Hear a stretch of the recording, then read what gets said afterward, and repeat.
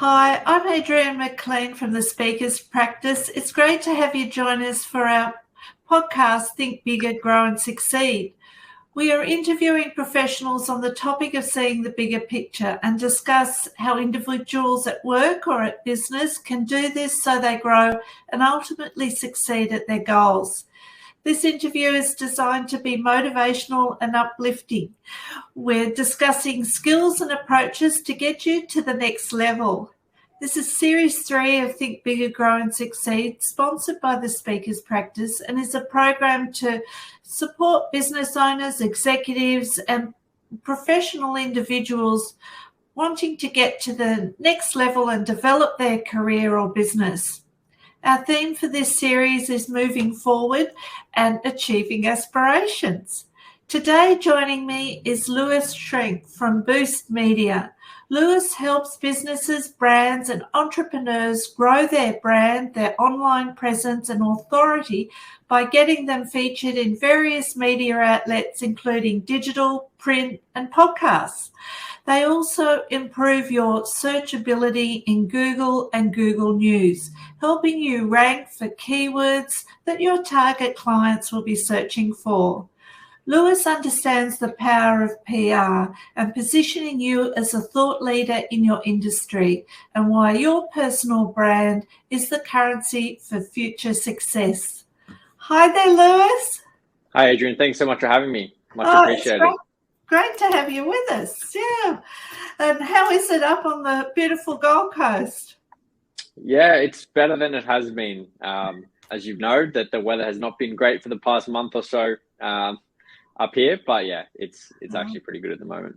Oh, well, we've all had a fair dose of rain for the moment. So. Yes, yeah. We have.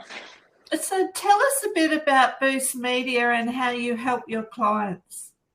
Yeah, good question. So you kind of touched on it at the start there, but it all kind of started, I'll kind of run you through the story of how it all started. Yeah, so I actually own an events company as well back in 2019, kind of right as the onset of COVID overseas was happening. I kind of had the foresight seeing that events could potentially be affected, if and when COVID hit Australia. Long story short, one of my best friends, he builds remote sales teams for companies. He had a PR company in the US actually that he needed people to work for like pretty urgently. And he said, hey man, you want to jump on board? So that was really the first time I was exposed to the world of PR. And like, it honestly was so fascinating. It blew my mind. I was like, wow, like, you kind of working for the company, you learn the insider secrets of like how it works and you have the right connections and you can literally transform someone's brands like that, right? Getting a feature in Forbes is something that a lot of people aspire to. When you know the right people, it becomes a lot easier. So to kind of summarize it, we essentially work with our clients on three main things. One is obviously their PR and media presence, how we can find opportunities for them to build their authority, reach new audiences, and ultimately, win more business. Then podcasts. What kind of podcasts are their clients listening to? How can we get them, to speak more and build that thought leadership?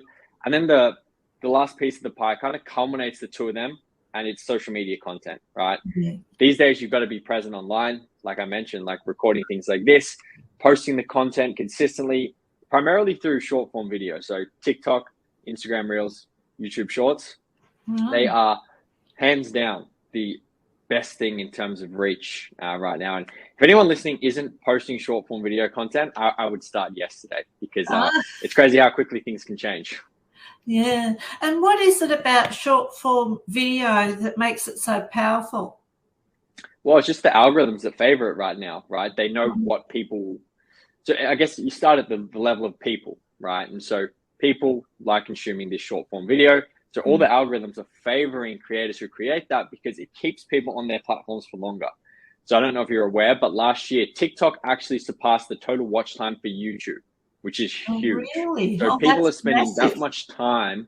Yeah, it's incredible. And like, just for context as well, like, I play a bit of golf and I just literally, one day my friend and I just were recording each other play golf. And I just posted a video and it got like 30,000, 50,000 views. And I was like, wow, I could be onto something here. And like, I play golf once a week. I post a couple of clips and like, I've got ones that got nearly 2 million views. I posted one a couple of days ago that gets like 700,000. It's like, you cannot get that reach organically anywhere. Like people will pay thousands of dollars to get that kind of reach on an ad. So it's like, you bring that into business, like, you add value, you reach more people. And yeah, it's pretty crazy what it can do. Wow. Oh, it sounds amazing. So you've had sort of changes that have happened to your business because and all of us have gone through that with the 2 years of COVID. It got us all a bit uncomfortable about what was going on, and we were thinking about, gosh, what do we do? How do we change things so that we can still stay in business? So it goes into our topic of Think Bigger, Grow and Succeed, which is getting out of your comfort zone. So you must have had to sort of make some big changes to go from events to PR.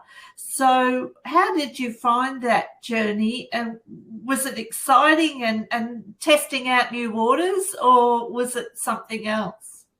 Yeah, I think it was definitely exciting, right? I think for me, it wasn't that far out of my comfort zone because I'd sort of already been equipped with the skills on how to do that. But then again, like it still was, but I think the biggest things for me getting out of my comfort zone were like in my early 20s when, like, you know, I literally packed up my whole life and moved to America to go to college there.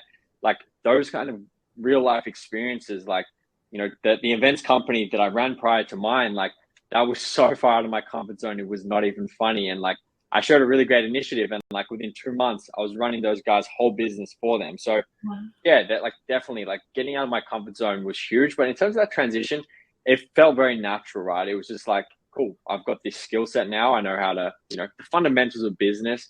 I went to university for 4 years and studied business and entrepreneurship, and I can't tell you a single thing that I learned there that I actually applied in business. But that being said, yeah, I think the experiences that I had prior to that made that shift quite a bit easier when it came. Yes, yeah. So do you like stretching out of your comfort zone to make things happen?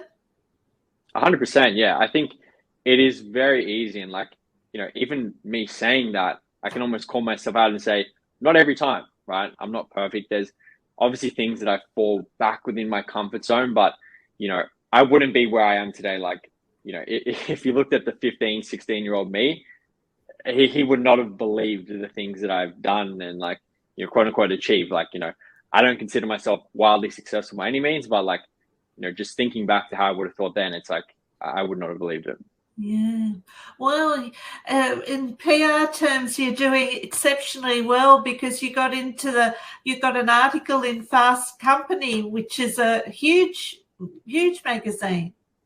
Yeah, no, it is. It is like, that's kind of I guess, being fortunate about having the right connections and relationships. Like, yeah, you just know it's like anything, right? Relationships are key, right? And so I know people that, yeah, have literally shortcutted their way to success in the media just by, you know, a family member or relative, like, you know, being able to sort of cover their stories. And, you know, it's definitely about who you know, for sure. Yes. And building those, well, they call them strategic partnerships for a reason, Correct. don't they? Correct. 100%. 100%.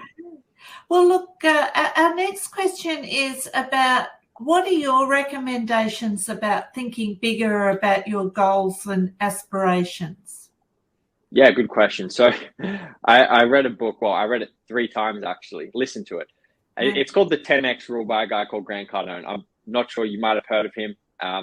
But his whole thing is 10X, right? Whatever your goal is, 10X it. Wow. Okay. But by saying that, he's not actually serious. But if you take 10% of the action required to get you to 10 times your goal, you're going to be so far past what you're actually trying to achieve. So in terms of like, yeah, thinking bigger is just like, you know, don't limit yourself to like a certain number or a certain, you know, client rate or something like that. Just always look for ways that you can like push the needle and see how big you can go. Because, you know, if you set that thermostat to like, you know, 50, but if you set it up to 70, you might go to like, you know, 70 plus. So yeah, just not limiting yourself really. Well, and this is what the podcast's all about, because it's quite easy for us to put a wall, a figurative wall around us. Oh, we can do this and go so far, but actually seeing that you can go so much further is it's how we get our mindset to actually think that far ahead. Mm-hmm. Yeah, and it's all about just building that confidence within yourself. So not setting a goal like, I want to be a billionaire by the end of the year, right? Because it's all about your self-esteem. Self-esteem is like the most common trait among successful people. So if you constantly do things to build self-esteem, like chunk your goals down to like really, really simple things, right? Which is as simple as like hit this number today, right? Because by doing that in 10 years time, like people don't realize that if you invested $1 million into the stock market, right, in 50 years, that'll be over $100 million, right? Sounds like a huge number to get to 100 million, but all you got to do is get 1/100th of that, which, could take you 1 year, could take you 20 years. But that being said, it's like just knowing what it actually takes on a micro level so that you can really achieve the big goals, right? Big goals, yeah. So chunk it down and take it step by step. Correct. Yeah. Yeah.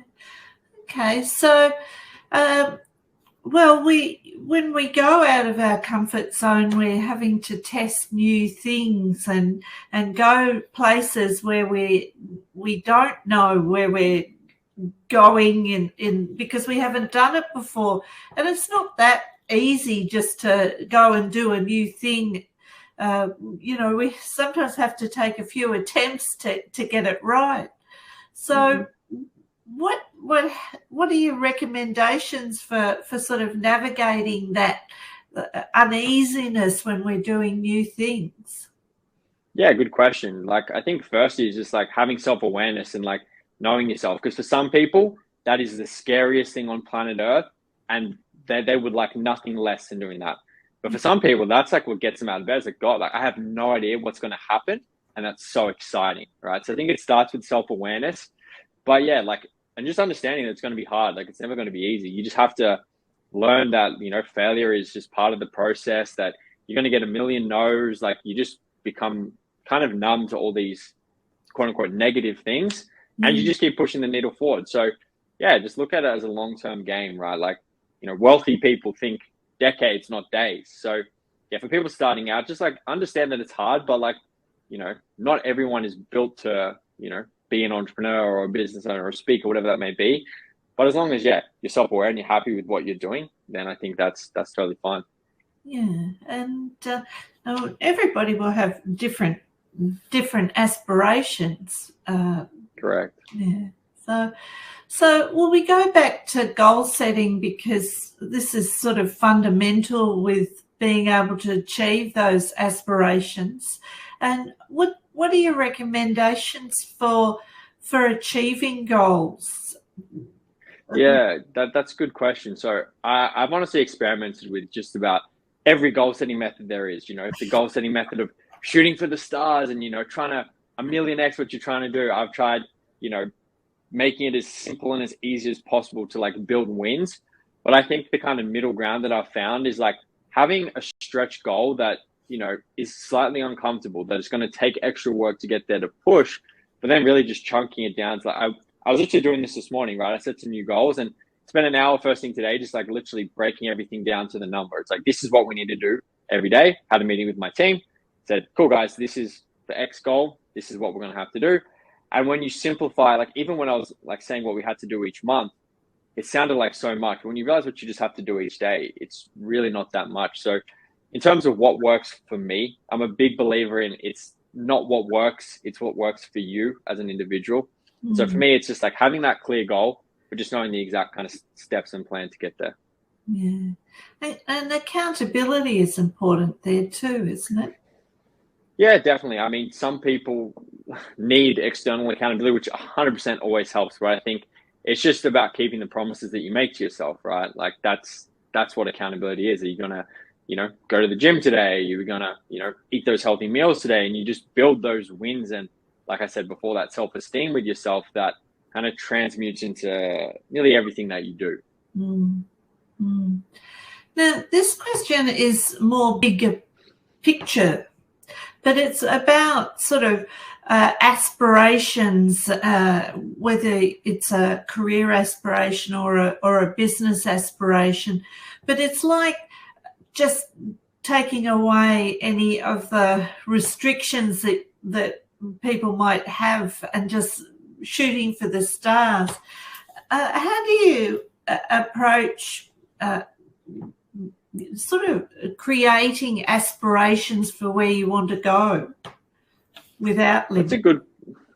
That's a good question, because, you know, sometimes there's some advice that says, you know, you got to see yourself where you are in 10 years and, you know your aspirations for them. But, you know, when you actually look at a lot of successful people, they work in a lot shorter time frames, right? Mm-hmm. So they have this big, you know, sometimes it's crystal clear, sometimes it's not, but they know, like, you know, what in the short term needs to be done. So in terms of, like having those aspirations, I think you just got to know, my thing is, like, I know where my North Star is, right? I know what, you know, when I'm sitting in my chair, when I'm, you know, 80, 90, 100 years old, looking back, like, just being like, okay, like, what did I regret? So that's kind of like the guiding sort of principle, is like, what am I going to regret sitting on my deathbed? So I know what my life will probably look like in like 10 years, 15, 20 years, but obviously there's so much we can't control. So it's just about having the overall direction, and then just, you know, putting in the work each day to move you closer to that. I love that description that you have of the North Star. So it's like a compass point, and that's where we're wanting to go, where people would choose to go for their life. So that's a wonderful way to think about it. Mm-hmm. Yeah, 100%. Yeah. And that kind of ties into like your why as well. Like, you know, why are you doing it? So it's not just the what, but the why behind it too. But the why, the purpose for what you're doing it for. Yeah. Correct. Yeah.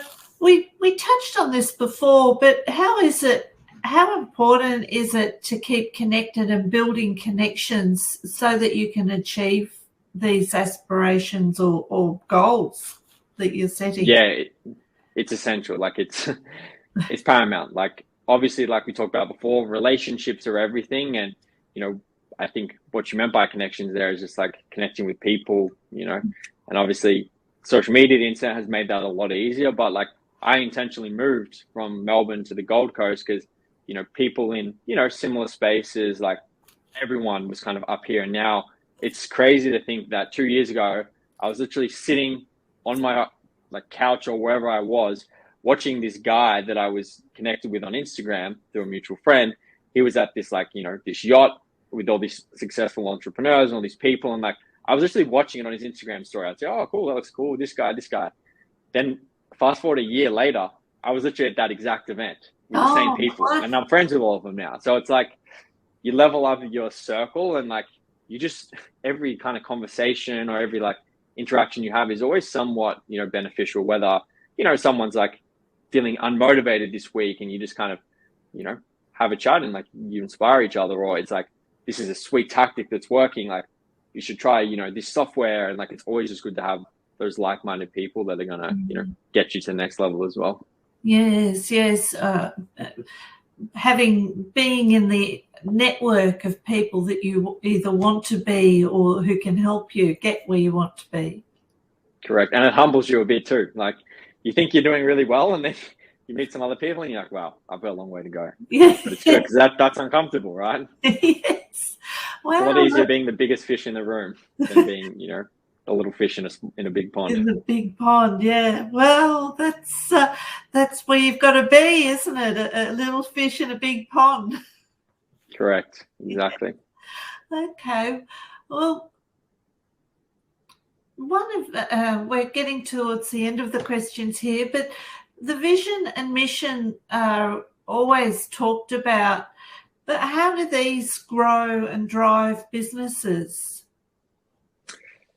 Good question. I think, like, in any business, you always have to innovate, right? So the vision and the mission will always remain, you know, pretty similar, right? There might be changes along the way to strategy and stuff, but yeah, just having that, what am I trying to say here?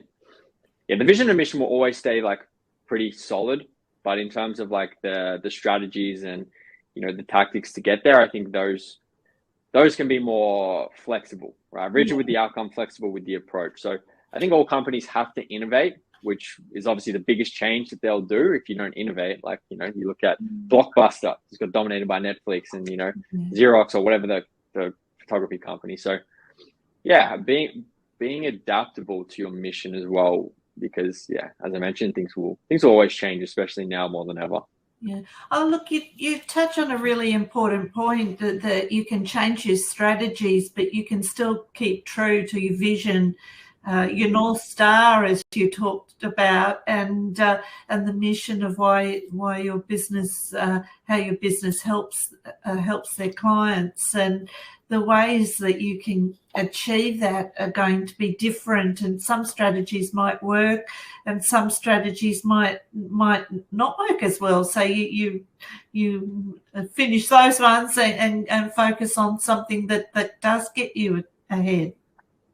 Correct. Yeah. And it's all about testing. Like, one thing I've learned like recently is that like the highest level people, they test things more than anyone else. Like, you know, my mentor's, he's like his content guy, but my mentor's content guy basically tests 80 different pieces of creative a week, right? Wow.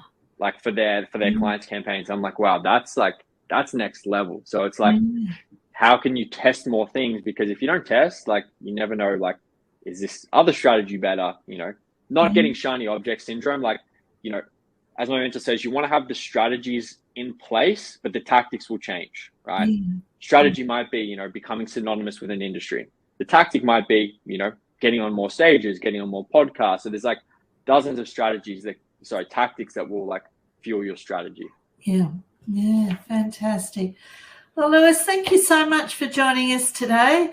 It's wonderful to hear your approaches, and yeah, we have to test. Correct. Thank you so much for having me. I greatly appreciate it. I really enjoyed it. Thanks for joining us. No worries. Okay. All righty. Well, we will finish there. So that's all right. I'll trim this off and then I'll send the recording to. If I close the call now, it will definitely close completely. So if you have any others that would like to be on the podcast, and just please have Ira introduce. Yeah, sure. You know that I'm always looking for guests, and having it every week means that there's quite a demand. You know, I've got to be looking for guests. So, you know, if you know anyone that'd be great. Yeah, definitely. We got a bunch of clients, so I will definitely send some your way if that's cool. Yeah. Appreciate that. Well, you know, I mean, you're comfortable with podcasts. Not everyone is so used to the platform. So, you know, I do help them along the way to make it easier for them, or I do try anyway. So no, it was super straightforward. I've never used Webinar Jam before, but it seems like a really good platform. Yeah, this is look, it's easy. It does everything that I need.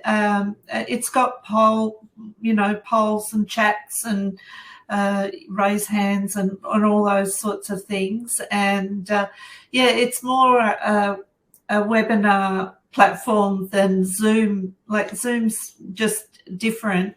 I've had Webinar Jam for a long time, so I was one of the early adopters, so to speak.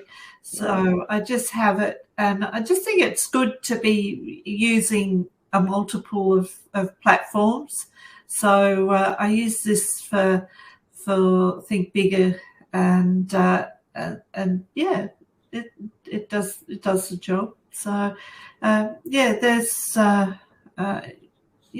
it's good. It's quite straightforward, really. Yeah, no, it's awesome. It's awesome.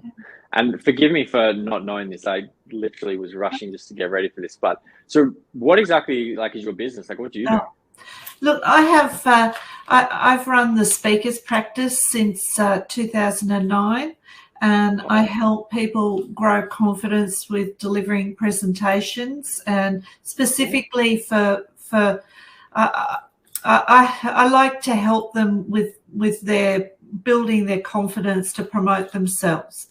So I've got a program called Book Yourself Solid. I don't know if you've heard of that approach, but it's a. I have heard of that before, yeah. So I'm the Australian Book Yourself Solid coach and have been right through the program. So it is a business development system designed for service professionals, even if they don't like marketing and sales. So often the people I work with are completely lost with their what they should do, and they don't have the confidence to go out and sell themselves.